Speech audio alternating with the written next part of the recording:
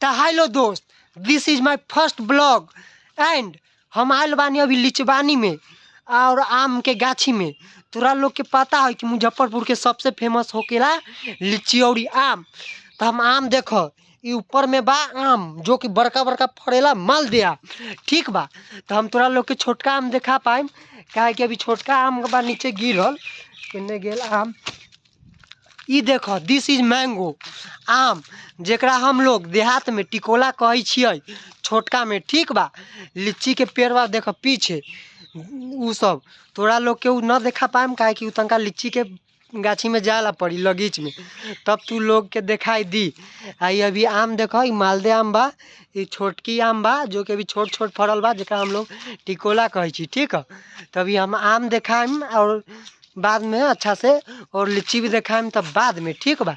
तो उन लोग के कैसन लागल बा मुजफ्फरपुर के फेमस चीज, तो लाइक सब्सक्राइब बिना कैले न जाएम, ठीक बा।